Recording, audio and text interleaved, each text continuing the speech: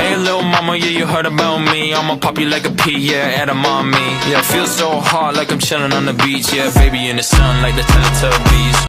Assalamualaikum warahmatullahi wabarakatuh.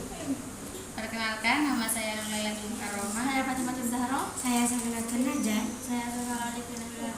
Saya Arfiatul Rahma. Saya Farania Hayatul Nufus. Kami dari kelas 11 MIPA 2 Samana 1 Tulak akan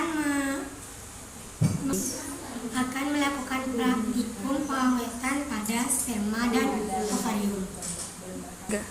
Jadi sebelum kita lanjut ke praktikumnya, sebelumnya saya akan menjelaskan tentang sistem reproduksi itu sendiri. Jadi sistem reproduksi adalah sistem yang menghasilkan gamet jantan dan betina yang makhluk hidup dapat menghasilkan keturunan. Berikutnya melalui fertilasi. Nah, sistem reproduksi itu dibagi menjadi dua, yaitu sistem reproduksi pada pria dan pada wanita. Sistem reproduksi pada pria yaitu memiliki struktur bagian dalam, testis, epididymis, kelenjar kelamin, saluran ejakulasi, dan uretra.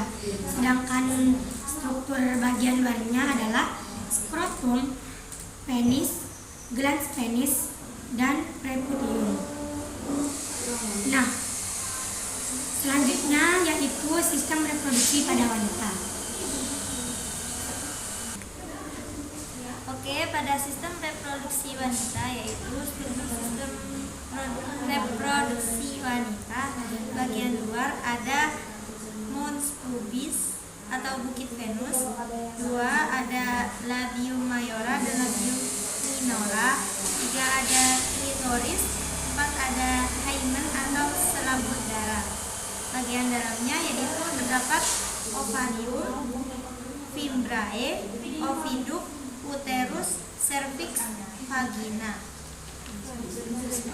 Jadi tadi adalah beberapa penjelasan tentang sistem reproduksi. Langsung aja kita ke. Nah, di sini sudah tersedia preparat awetan sama mikroskop. Yang langkah pertama kita ambil preparat awetan sperma, lalu kita taruh di meja preparat. Kita atur.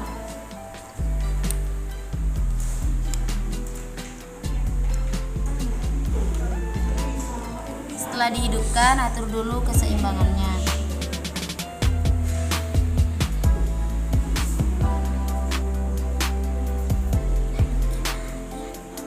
Lalu kita lihat.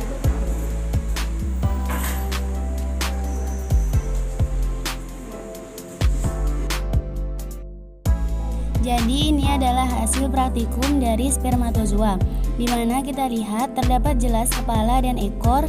Dapat kita lihat bentuk dari sperma pada gambar ini. Yang di sebelah kanan terdapat sperma yang tidak normal dan beberapa juga yang normal.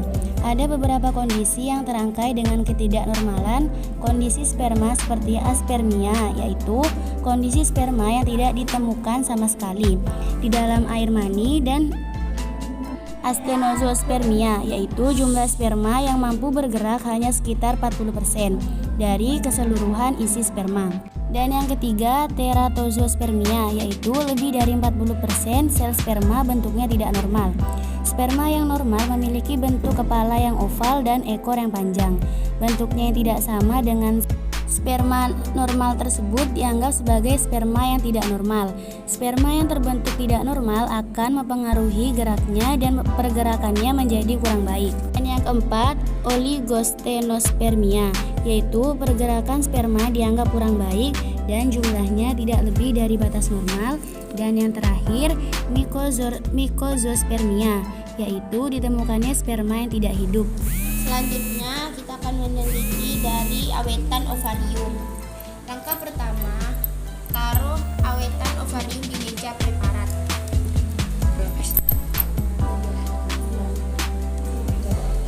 Setelah itu kita hidupkan lampunya. Setelah itu atur keseimbangan preparat.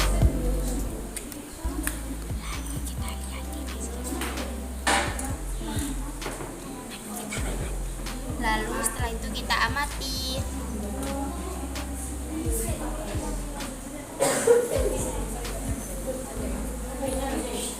Ini adalah hasil dari praktikum ovarium. Di sini terdapat kelenjar uteri dan endometrium. Endometrium adalah lapisan terdalam dari rahim atau uterus. Di samping itu, endometrium ini menjadi tempat menempelnya ovum yang telah dibuahi. Maka dari itu, endometrium merupakan salah satu organ vital dalam sistem reproduksi wanita yang berperan penting dalam siklus menstruasi dan masa kehamilan.